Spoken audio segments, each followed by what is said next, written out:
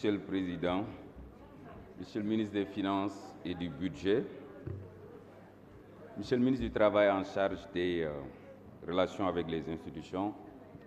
Mesdames, Messieurs les collaborateurs des ministres à vos rangs, grades et qualités, honorables députés, chers collègues. Monsieur le ministre, je voudrais juste, à l'image de mes collaborateurs, collègues députés, et à l'image de ce qui se passe depuis tout à l'heure,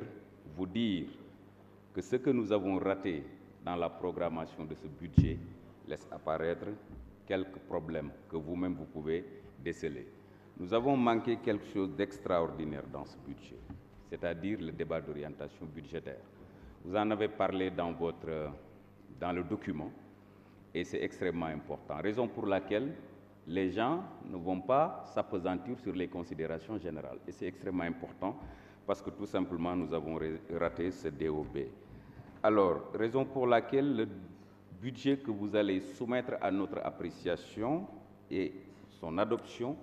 est assujetti au règlement d'un certain nombre de problèmes que vous êtes obligés de prendre en compte. Et j'estime qu'aujourd'hui, tel que nous vous connaissons, ou nous croyons vous connaître, vous aurez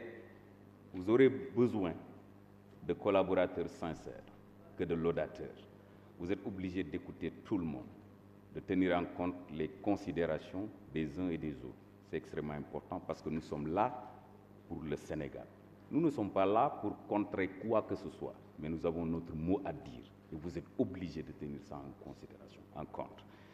Je voudrais appesantir mon intervention sur deux choses, le département de Keur Massar et les collectivités territoriales que je maîtrise le plus. Monsieur le ministre, dafa am loo xamante ni président daf ko def te jàpp naa ni man à mon âme et conscience tegu ko fenn muy lan les fonds affectés, les fonds de développement, les fonds de décentralisation, les fonds de dotation à la décentralisation mu téye ko waroon ko joxe mars téye ko ba novembre di ko soog a libéré loolu indi ay problèmes yu doy waar ci commune yi te fonds yooyu moomu ko fonds yooyu perte loo nañu $2,500,000 parce que PACASEN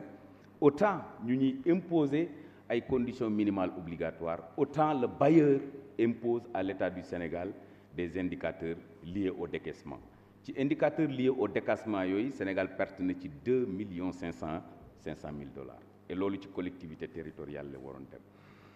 li nga xamante ni mooy fonds de dotation bi li koy alimenter mooy la taxe sur la valeur ajoutée 3,5% lañ ciy prélever pour mu alimenter li nga xamante ni mooy les fonds de dotation et loolu depuis 96 la en 96 le budget du Sénégal ne faisait même pas 500 millions aujourd'hui vous vous glorifiez d'avoir un budget de 6,400 milliards à quand la réforme des fonds de dotation à la décentralisation et pourtant vous aviez demandé à l'ADM de réfléchir là-dessus amoon ngeen ay projection de 10% boo xamante ni waroon ngeen ko prélever ci TVA bi pour mu mën a alimenter fonds de dotation yi fan ngeen toll ci loolu beneen bi ci des quelqu'un qui vous a précédé au ministère de l'économie, des finances et du plan nous avait parlé nous département de Keur Massar de la mobilisation déjà des ressources pour le financement n'est-ce pas de la route des Niayes fan ngeen toll ci route des Niayes boobu effectivement bi ma ko waxee ci commission vous en avez tenu compte ci li nga xamante ni mooy le document fan ngeen ci toll nous voulons savoir parce que du rond-point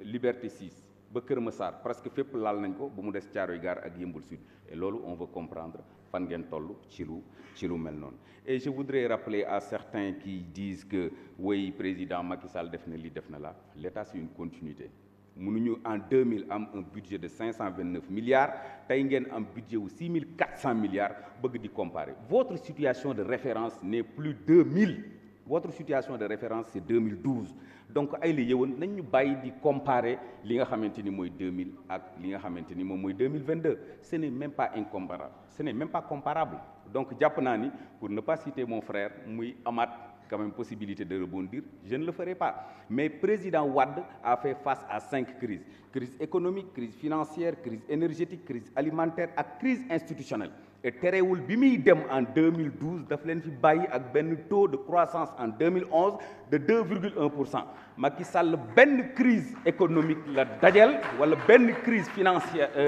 sanitaire la dajal ngeen dem récession moins 0,1%. Après avoir toiletté vos chiffres nag ngeen ñëw andil ñu benn taux de croissance de 3. Alors je vous remercie, c'est tout ce que j'avais à dire. Merci cher collègue.